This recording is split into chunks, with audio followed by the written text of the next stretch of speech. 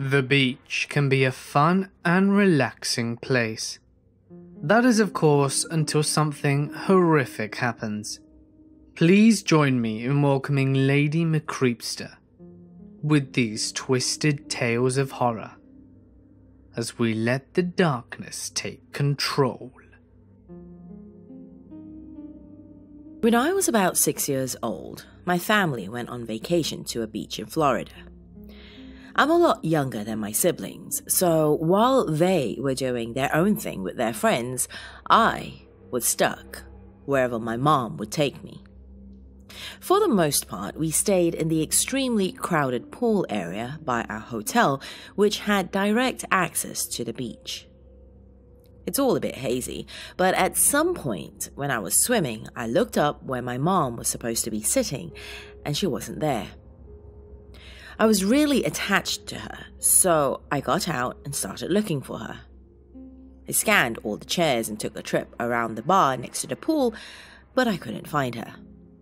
For some reason, 6-year-old me decided she'd gone for a walk on the beach without me, so I made my way out there looking for her. I walked about half a mile down the beach, out of the crowds to a more vacant area, and just remember starting to cry because I thought I'd never see my mom again. Just as I basically had given up, a woman and man came up to me. They asked me who I was, if I had any family nearby, and I had told them I was alone and was looking for my mother. They said to me that they had seen my mother and told me that they would hang out until she came back. Well, these people took me about 2 miles away from my hotel. We walked down the beach to a more residential area. They kept insisting that my mom was going to be down on the other end of the beach and that they were going to take care of me.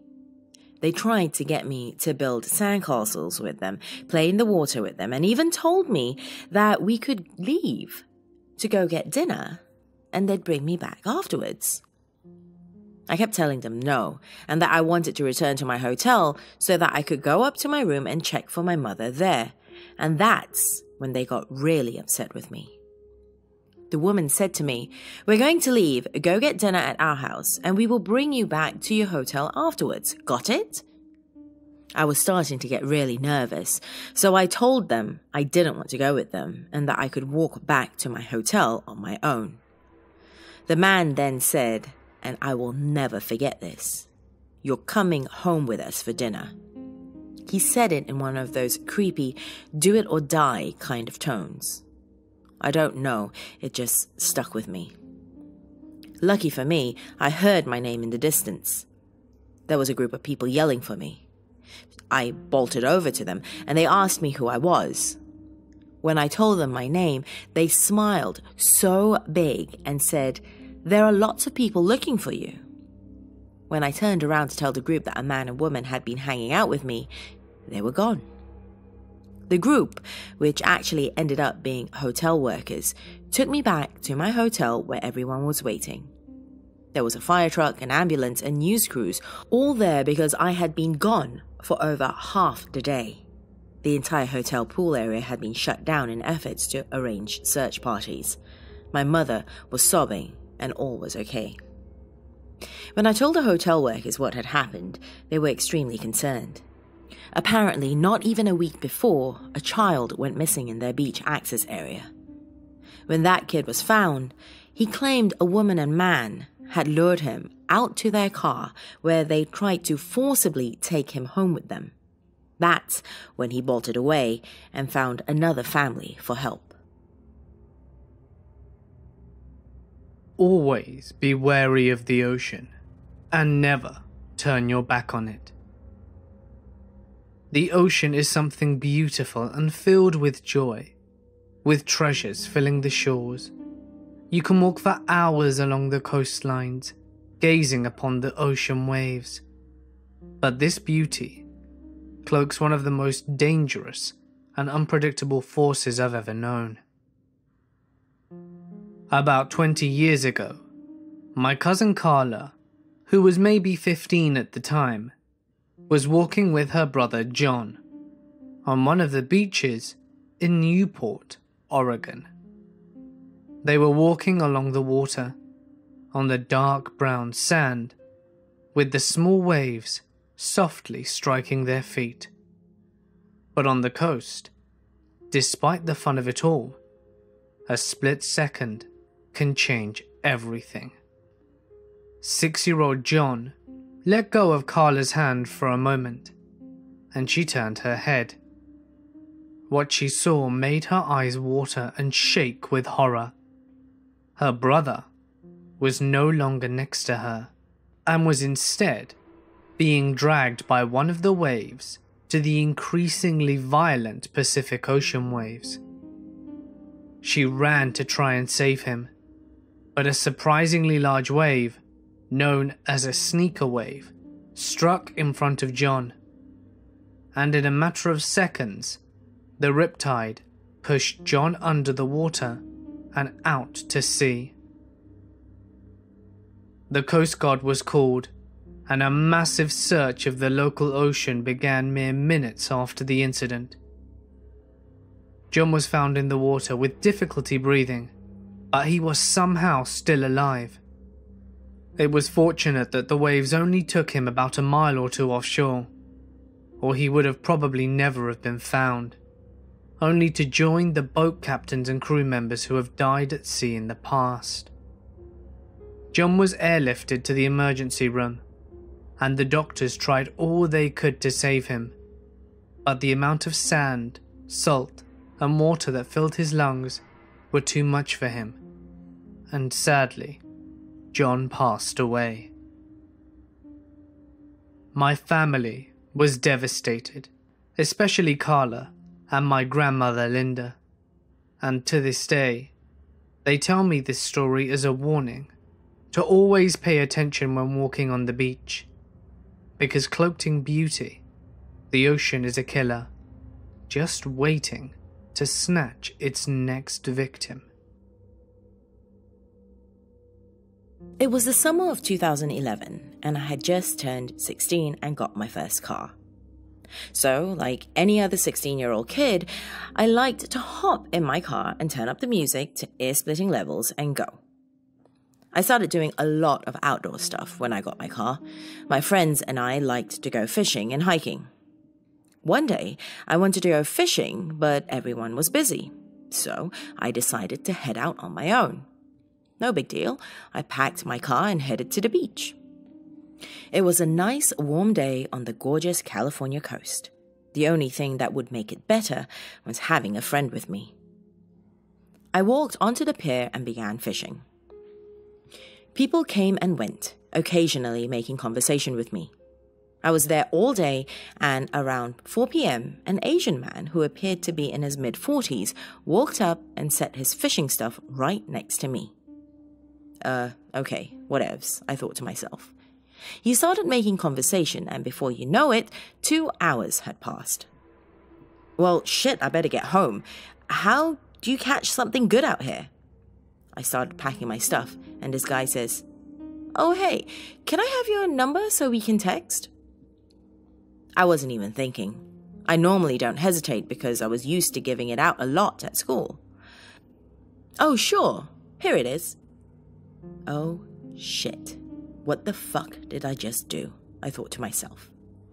At that moment, I already knew nothing good would come from this.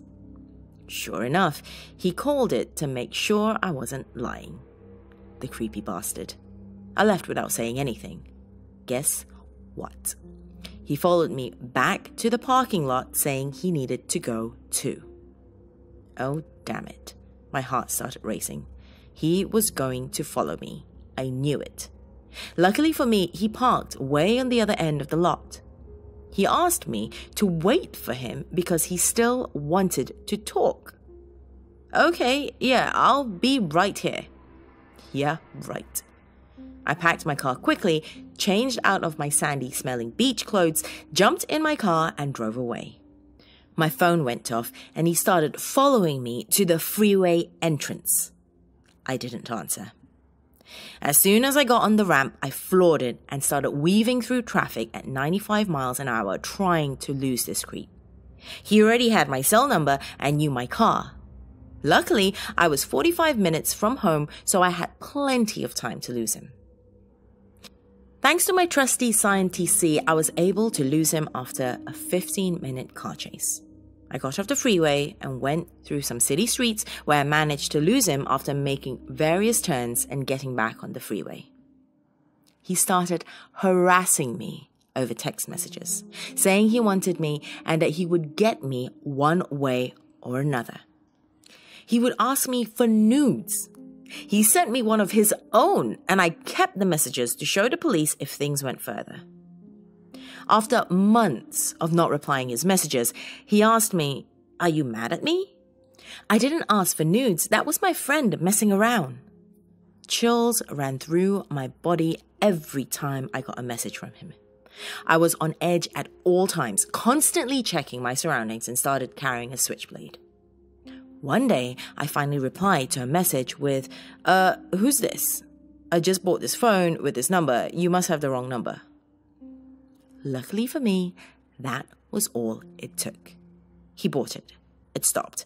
I erased everything he sent me and went on with my life.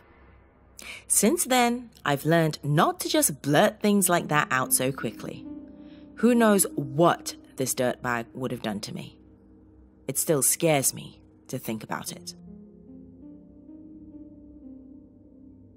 Dan works as a beach patrol officer for a small town on the east coast of Florida. Compared to most other law enforcement jobs, beach patrol is fairly mundane. To give you an idea, the highlight of your average work week during peak season is usually something like treating a swimmer with a jellyfish sting, breaking up a fight, or arresting some drunk idiot for disorderly intoxication. Of course, every now and then, you do see a little more action, and occasionally, you see something truly horrific. There was a teenager in a town about 10 miles north of where my friend works, who went missing one night whilst partying on the beach with some friends. The 17-year-old high school senior was a star athlete on the football team and a strong swimmer by all accounts, so none of his friends were overly concerned when he waded into the choppy surf by himself. They sat around their bonfire, drinking beer and having a good time. They said they only took their eyes off him for a minute, and the next thing they knew, he was gone.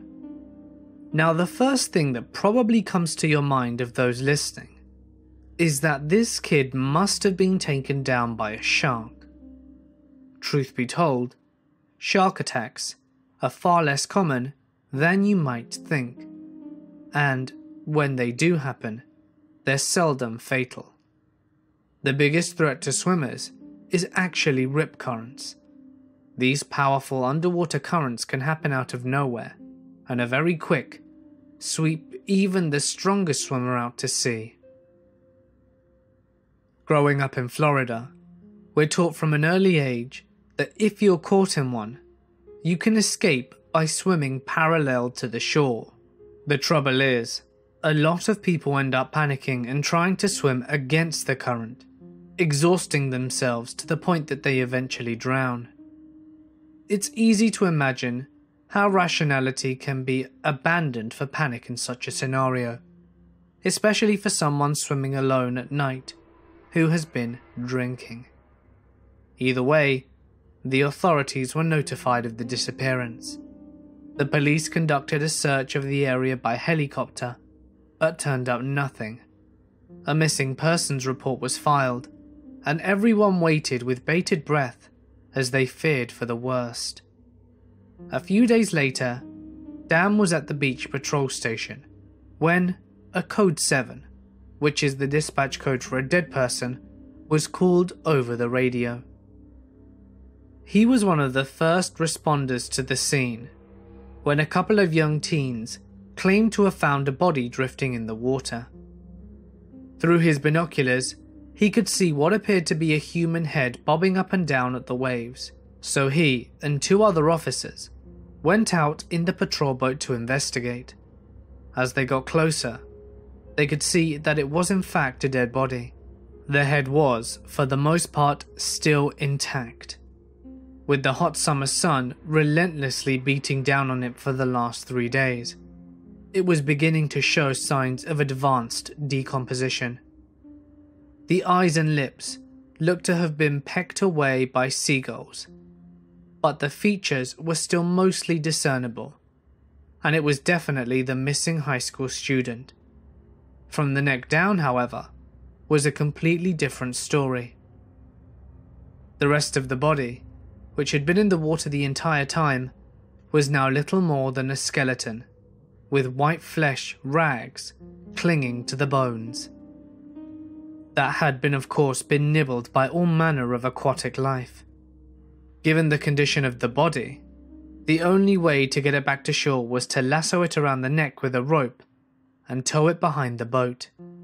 The most ghoulish thing about it, according to Dan, wasn't watching the fish following the body and biting at the stringy strands of rotting tissue as they pulled it with the boat, as was dragging it onto shore, only to discover that the ribcage and pelvis were infested with crabs, which had been enjoying a feast of their own.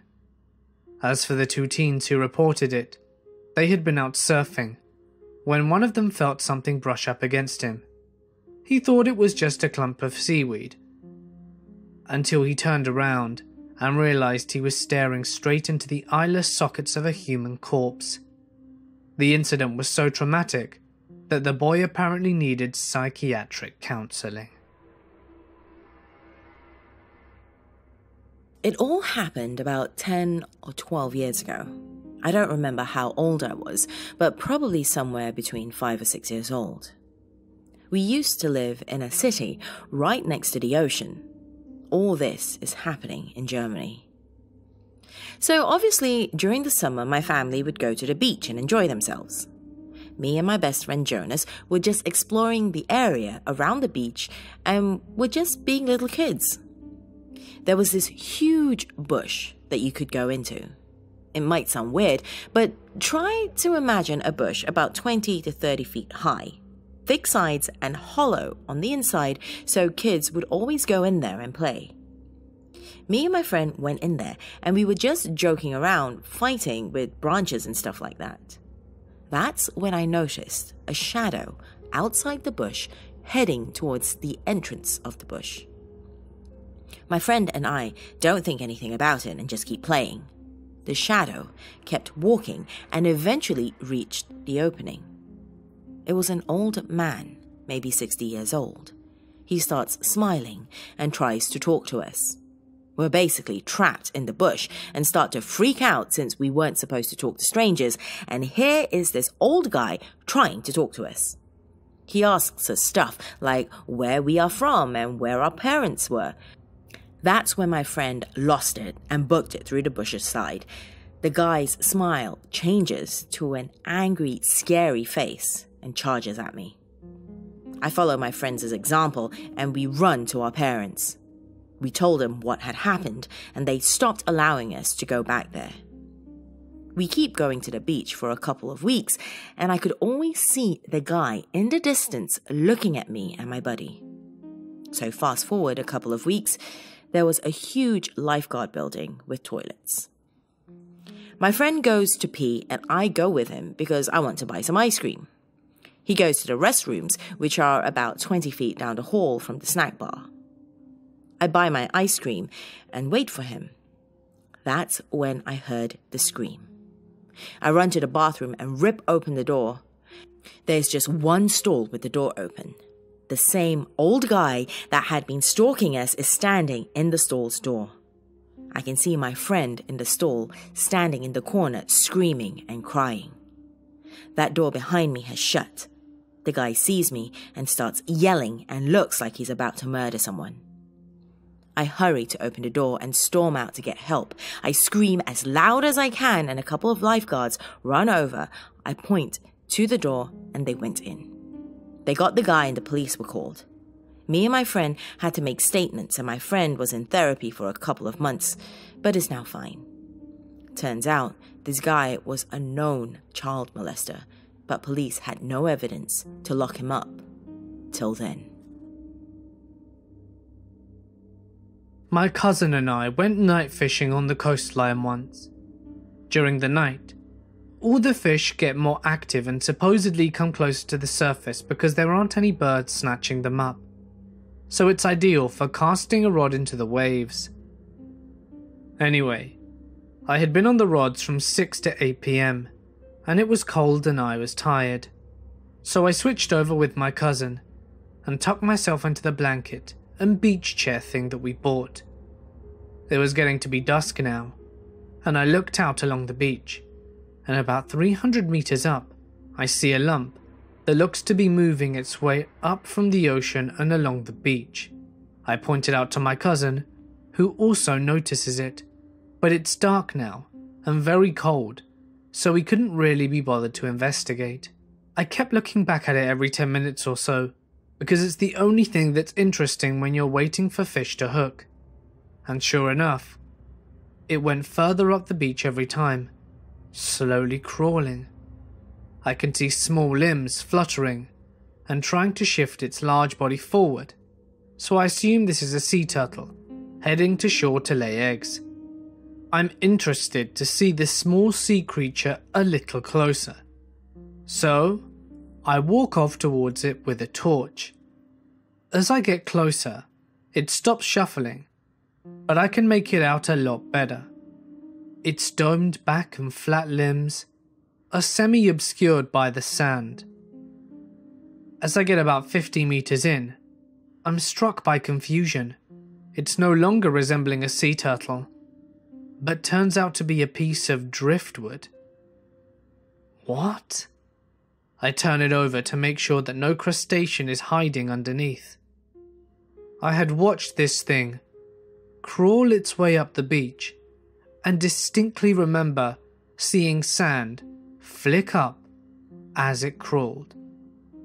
I walked back to our fishing spot and looked back, and sure enough, it had crawled up to the tree line. My best friend Diamond and I took a trip down to a little town called Oxnard on the California coast to visit my aunt. Since we left in the afternoon, we didn't arrive until sundown. My aunt still wasn't home, so we decided to head to the beach. When we arrived, it was already dark, but since I hadn't seen the ocean in years, I didn't care. We grabbed our blankets and started for the sand. That's when we heard him. About 200 feet away was a man. He had his back turned to us and was screaming and flailing his arms around wildly. We tried to look around, but even in the dark, we could tell there was no one around for him to be screaming at. A little wary, we continued walking towards the shore. Excited, I put my blanket down and looked up. The man had turned around and was now facing us, still screaming and waving his arms around. I looked up at Diamond and told her we could come back tomorrow in the day. We started walking towards the car and I glanced over. I don't know if it was the dark, but it looked like he was closer, still screaming. I looked down and asked Diamond if he was looking over. She looked up and started walking faster. He's coming towards us. I picked up my pace as I saw my car in the distance. I pulled out my keys from my pocket. Almost there. Run! I turned around to see Diamond running through the sand as fast as she could. Terrified at this point, I turned back to see the man sprinting full force in our direction. I let out a scream as I bolted towards my car. Diamond was already there, screaming at me to open the door. I climbed in, locked the doors, and floored the gas. I looked in the rearview mirror and saw the man still sprinting towards my car, now yelling obscenities at the top of his lungs. I sped down the street, out of view of this man, out of the neighborhood we parked in, to my aunt's house. She was pulling up just as we were, and I broke down and told her everything. She called the police, but since we were in the dark and couldn't see his face, we couldn't give them a description. They said they'd go and check, but without a description, there was nothing they could do. Diamond and I stayed up all night, too terrified to sleep. The next morning, the police called my aunt. They had checked the area we were at last night. They had found multiple knives scattered through the sand. The last one they found was on the sidewalk, next to where my car was, hidden in some bushes. About the time I was 17 or so, a few friends and I were out at the beach making dry ice bombs in the middle of the night, probably midnight or so. We were quite delinquent back then, and there were about 5 or 6 of us, and we were just chilling and having a good time, trying to make potholes in the ground with dry ice bombs in the sand. It was quite a foggy night, which isn't quite unusual, considering I live on the northwest coast of Oregon, and it rains here 300 days out of the year. After 30 minutes or so of being rambunctious teenagers, we decided to walk down the beach a bit. After probably 15 minutes of walking, we hear a strange scratching/grinding sound and stop and listen. No sooner than 20 seconds later, a tall figure emerges from the fog, adjacent to the ocean, but between us and the ocean. He had to have been at least 8 feet tall, and was dragging a chain. Not your average chain, but a massive chain that looked like it was used for an anchor. The rings were probably around 8 to 12 inches long apiece, and they looked to be at least an inch in diameter as well. Now this chain wasn't short by any means, it was probably 40 to 50 feet long, and this dude was just dragging it in the sand behind him, in the middle of the night. We sat there silently, and I got the biggest shiver down my spine, and all my hair stood on end, and my breath seemed to escape me. We gathered watching the figure cross our path and make its way up the beach, and the chain slowly faded out of sight. What the hell, I thought? We then continued back down the beach to a shipwreck called the Peter Iredale, which is all but eroded now, and took in the cool sea spray and enjoyed the ominous whooshing of the serene ocean waves. We toss a couple of dry ice bombs in the water and head back to our car, where we were parked probably half a mile up the shore. As we're walking, we hear the noise again. My heart thumps, and I get the cold sweats. And it was that thing again, trudging that goddamn chain up the beach. It had to have been in the exact same place I saw it the first time. There were no drag marks in front of him, no footsteps, no indication that anyone had been on the sand. The sand was dry, and it wasn't being washed over by the waves. We watched it for a moment out of curiosity, to try and figure out what the actual hell was going on. We stood there dumbfounded, watching the figure trudge through the sand, with its unfathomably massive chain dragging behind it. Then, it stopped dragging the Satan chain, and stared directly at us, piercing our souls and the essence of our being. We stood there, jaw dropped, staring back at the shadowy figure. It began to march slowly towards us, and we decided to book it through the sand. I have never ran so fast in my life.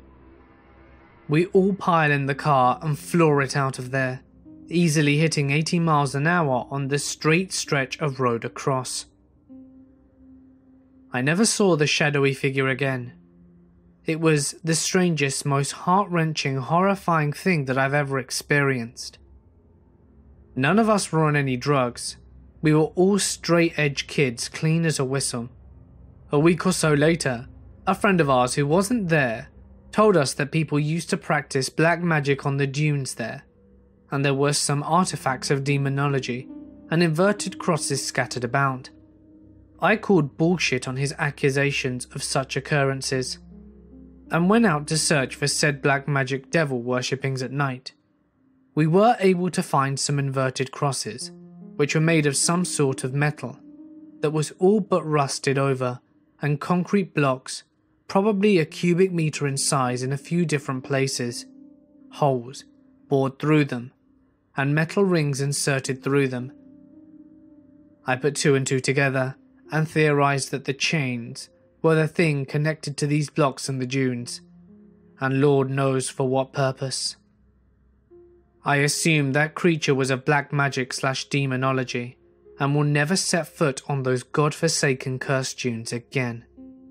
Not only that, but it turns out that this creature is in the Oregon's ghost story book, which is chilling to have witnessed firsthand. Turns out people have been seeing it for many, many years. Okay, so a bit of a backstory here. I'm 19 now, but was around 4 or 5 at the time.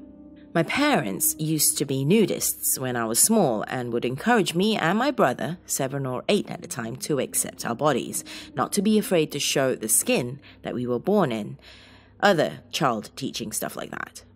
They informed me that a lot of their reason for being nudists was because of a very manipulative and persuasive friend they used to have who was into the practice. They are now extremely embarrassed about their period as nudists and try to hide the matter from a lot of friends and family. Well, anyway, my mom and dad both worked a pretty stable job in an online accounting firm back then, so we went on holidays quite often. I used to love going to Spain the most, so we chose to go to Spain that summer. On day 10 of our trip there, before we headed off to the US for a weekend, we enjoyed going to the beach almost every day. Of course, at the time, my parents loved nudist beaches, not only for people like them, but also to get a perfect lineless tan. So, we were on the beach, and my dad and brother were splashing around on the shore while my mother and I were on some sun chairs, her sleeping and me burying my legs in some sand. I didn't really have anything growing on me then, so nobody really paid much attention to me. They did like to look at my mother occasionally though, and when I told her, we moved our chairs back to a more secluded part of the beach where there were less people. She fell back asleep, and next to us were a couple, with 2 kids playing behind their chairs, which I thought were their kids. The woman looked at me as I reburied my little legs in the sand and pointed at me, whispering something to the man. She stood up and hung a towel from the sun umbrella above them. He reached into a duffel bag next to him and got out some sunscreen and started to rub it on a sausage-like thing between his legs vigorously. I now know what this sausage was. He was staring intently at me, and even 14 years later, I remember that odd look of determination but pleasure on his face. He passed the sunscreen to his girlfriend or wife, and she slipped some in between her legs as well. Even at that age, and with my parents being nudists, I felt an instinct that it was not right for them to be staring at me and touching themselves like that. I tried to ignore them and look away, but when I looked back, they were still staring at me. The woman's look was a little softer than the man's, but still really thoroughly creeped me out. What happened next is one of the creepiest things that has ever happened to me, and that is saying a lot compared to the other things that have happened to me. The next minute, the woman stopped touching herself and got up. She wiped her hands and the area and reached for me, grabbing my arms and shushing me, trying to pull me out of the sand I was buried in. The sand was giving away quickly, and I screamed for my mother. She says I kept going, "Mummy, help! Mummy, help!"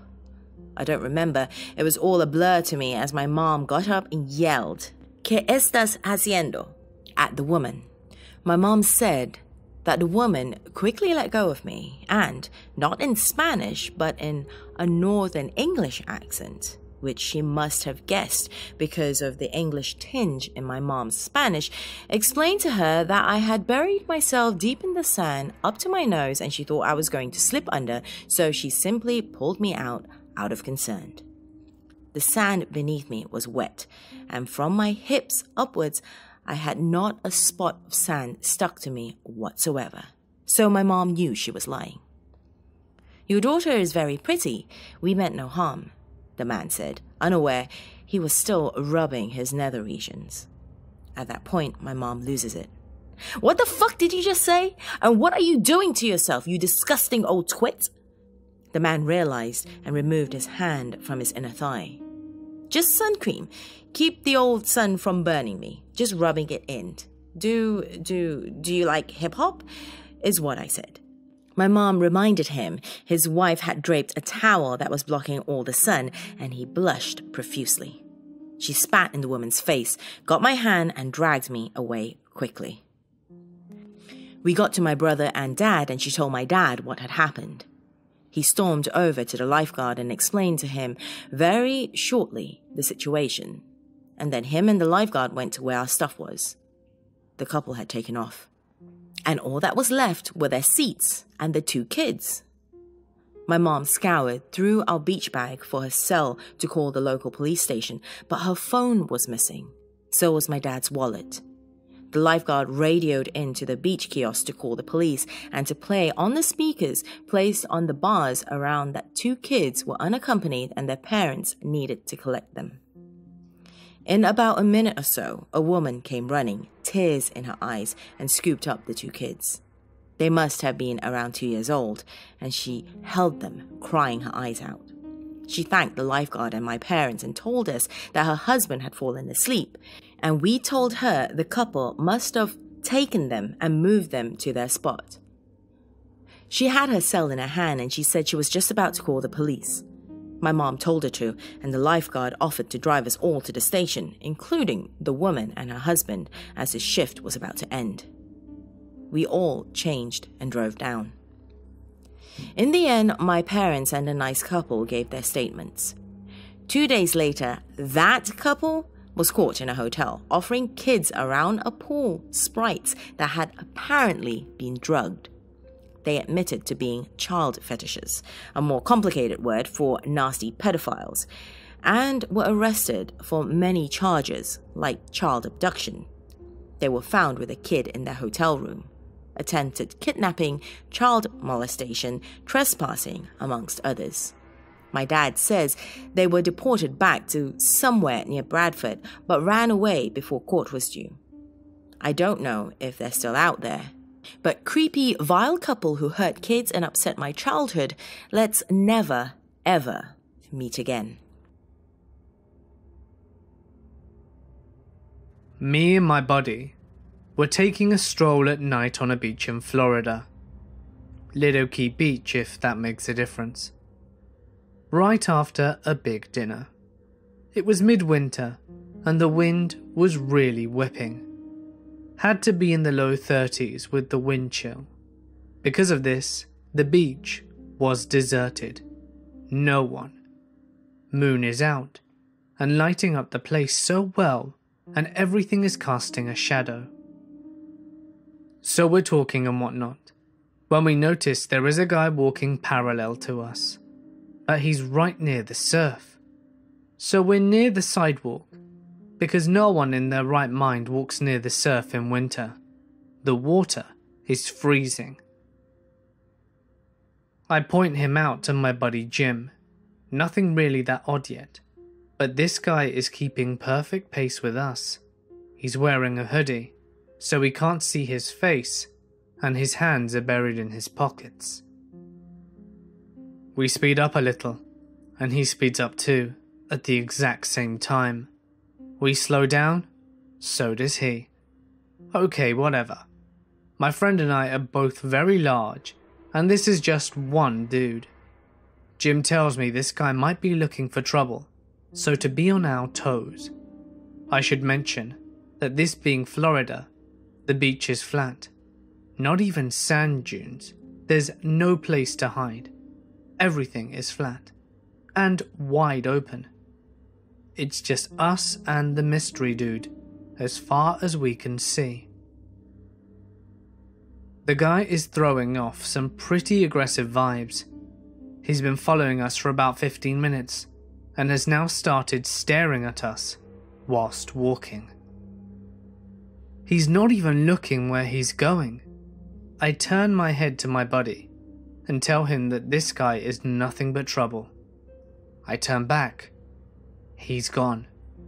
There is no place that this guy could have disappeared to in 4 seconds. I turned my head. No dunes, no lifeguard towers, nothing. It was hundreds of feet to the sidewalk where we were. The only place to go would have been the water, and that was a death sentence considering how cold it was.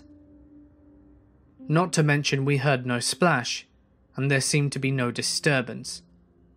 Me and Jim just standing there in stunned silence, looking in every direction in the bright moonlight for the person who we'd been watching following us for the last 20 minutes.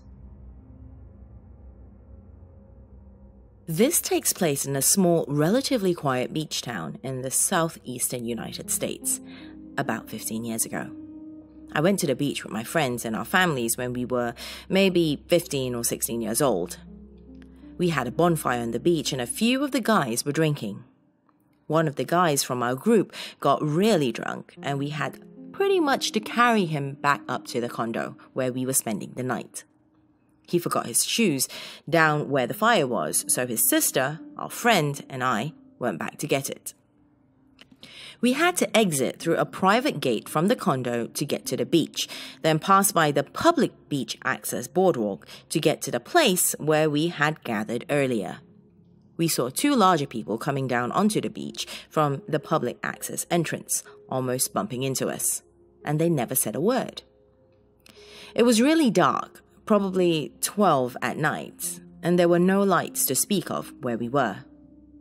So, we get to the stupid shoes. The sister picks them up and stands up, and I see a laser on her forehead. So I tell her, "Hey, you have a laser on your face." And she says, "You have one on your face." We sort of swat at it for a minute, like idiots, and then we head back over to the private access to get to the condo. We had to pass the 2 people and the public access boardwalk again, obviously. They were just standing, not moving, not talking, but you could see the light from a cigarette in their hands. We almost get to the gate when I hear this weird, pop, and then a whizzing sound, and then a thunk as something hits the wood gate.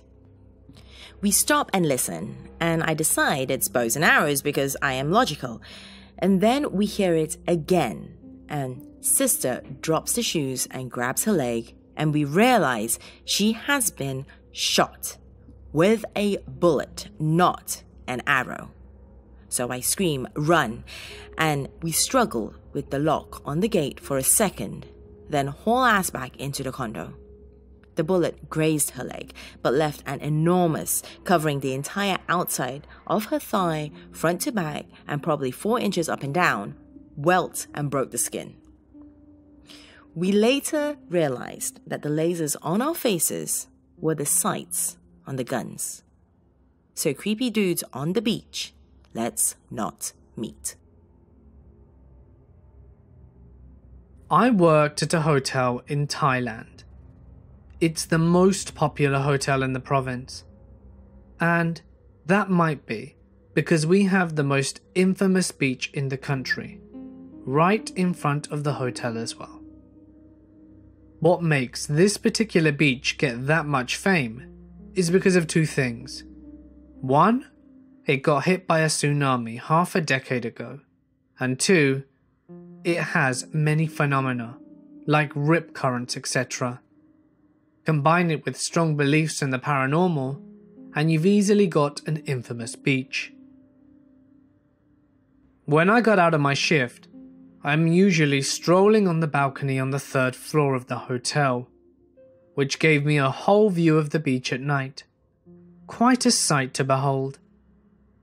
That night, when I arrived there, some guests are already there, but someone caught my eyes. a tour guide, which is normal in this business, but by the way she's staring at the beach puzzled me. I slowly walked towards her, and when she saw me approaching, she smiled at me. We exchanged a few words about this and that, and her parting question was something I'll never forget. Oh, by the way, isn't it quite dangerous to swim at this hour, in the sea around here? Yes, ma'am. She then proceeded with her normal tone, with a bit of curiosity. Well, I guess they're like some kind of national swimmers then. Her finger then pointed to the sea behind us. She continued, I saw a lot of them coming out of the sea, and a lot more on the beach, so I guess that it must be too crowded in the afternoon to do serious training or something. But shouldn't you guys provide them with some light at least? The least part, she said whilst playfully punching me in the arm, and she then excused herself for the night. And there I was, staring into the empty dark beach in the middle of the night, with her words still ringing in my ears. A few years ago, my friend Alison and I decided to head to a local beach on a hot summer day. We were in our pre-teens, so I had my mom drive us. When we got there, it was incredibly crowded, with little kids playing in the sand and on the nearby jungle gym. Alison and I decided to sit ourselves down in the sand and enjoy the heat while my mom and one of her friends that she invited to come along kept an eye on us. We had probably been there a few hours, and at this point, the beach started to clear out as it got colder. Alison and I took a break from taking photos of each other planking. Oh God, why was this even a thing? And sat across from each other chatting about the new Iron Man mode on RuneScape. I sensed something approaching us and looked over to see this 20-year-old Hispanic man coming up to us and started chatting with us. At first, everything was fine, but then I noticed he kept nudging closer to us and looking around and behind him. It totally freaked me out. He then asked if we had boyfriends or if we liked older men, to which we both replied no. He scoffed and tried to convince us that we are basically the same age, which we didn't buy at all. While this was happening, Alison and I were texting each other back and forth frantically, trying to figure out how to get this guy to leave. She then told me that I should say, I have to go to the bathroom. After a quick glare in her direction for making me have to do it, I did exactly that, and she quickly said, me too. We both stood up and walked to the brick bathroom house, while he, of course, followed us, pausing and waiting just outside. When we got inside, we started freaking out to each other about what to do. But when I poked my head out a few minutes later, he was gone. My mom was standing in front of the bathroom with a friend and told us that they noticed the guy acting weird and panicked when he followed us. She then said that her friend told the guy, "Hey, how about you get out of here?" When he tried to tell her that he was our friend from school, she made a scene. She was a small young woman, but totally intimidating. The guy then looked flustered and walked away. Alison and I were relieved after that and decided to go hang out on the jungle gym next to the bathroom house. When I looked to my right before we reached the jungle gym, I felt my stomach drop when I saw the man, along with 7 other sketchy guys, quickly leaving the area into the woods. I don't know what would have happened if the guy convinced us to somehow go somewhere with him. I'm just thankful my mom's friend stepped in and told him to beat it before we ended up on a milk carton. I lived in a bungalow for a month. It was right on the beach and had other bungalows nearby, so it frequently had people coming and going. I was lounging in my hammock on the deck one night, watching the shoreline. I saw a white silhouette walking down the beach, like someone illuminated in really poor lighting. I couldn't make out any features like a face or the border between clothing and skin. I didn't think much of it because of the poor lighting, but I noticed that they were walking kind of weird, Perfect posture and legs revolving almost as though they were pedaling a unicycle. They didn't have any arms swaying with their walk. I paid extra close attention at this point because I was working on a short story that I wanted to save for inspiration. As I was trying to describe the person to myself, they wandered behind palm trees. Palm trees are really thin. We all know this, so I watched the palm tree waiting for them to emerge on the other side and continue my thought process. After a couple of seconds went by, I figured they were going really slowly behind the palm. Maybe they had laid down on the beach. I never once took my eyes off the palm that they had disappeared behind, because by all rights, someone should have come out on the other side. Before I went to bed, I walked down to the beach and there was nothing. Nobody up or down the beach. Nobody lying down. Nobody around.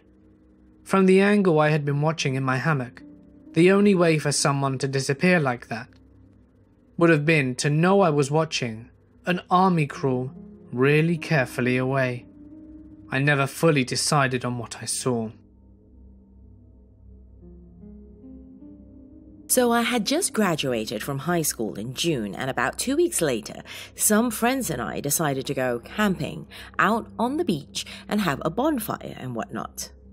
There was a ton of other people there too, so we weren't too worried about some shit happening. A lot of them were still awake at their campsites well into the night.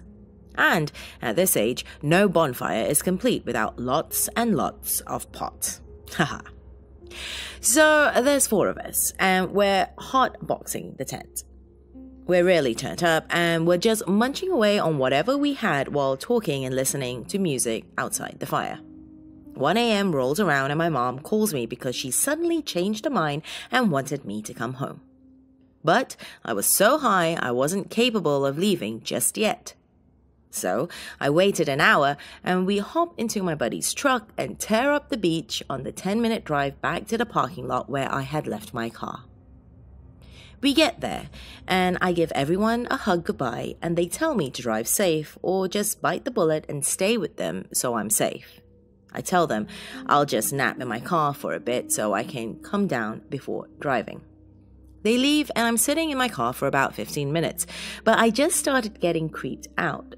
There was no one out in the entire city but me, and it was just so dark and eerie. It was unsettling to say the least, so I thought, fuck this, I'm getting out of here. At least to a well-lit place. I turned on my car and backed out, and then started to leave the lot when I noticed a pair of headlights come on the other end of the lot. Shit, must be the popo. Nope, I came to a stoplight and looked in my mirror. It was a black sedan. Okay, no big deal, maybe they just happened to leave the same time I did. They took the same turns I was taking. I almost went through the back roads back to my town, but decided the freeway would be safer. As soon as I was on the ramp, I stomped the gas pedal and was pushing 95. They kept up. I tried switching lanes and falling back so I was behind them, but they did the same. So I just sped up again. They followed me for the 20-minute drive back to my hometown. I made a bunch of turns and was finally able to lose them by quickly turning into a narrow road, hiding my car behind some trees and shutting it off. I rolled down the window just a bit and watched as they stopped in the street I turned from, and got out of the car and looked around cluelessly. It was 2 guys that had to be in their 40s. My heart was racing so badly, and I was praying that they wouldn't spot me. They got back in and drove off. I waited 10 minutes before getting back on the road. I made it home safe and locked every door and window when I got inside. Needless to say, I didn't sleep that night, and I stared out my window all night in case they found me. Hello, lovelies. I'm Lady Mcreepsta. First of all, a big thank you for joining Mort and I here. We really appreciate it. If you enjoyed these stories, remember to give the video a thumbs up and leave a comment. Also, if you'd like to hear more stories of horror and the macabre, come visit me over at my channel. My latest video is on your screen right now. I'll see you soon.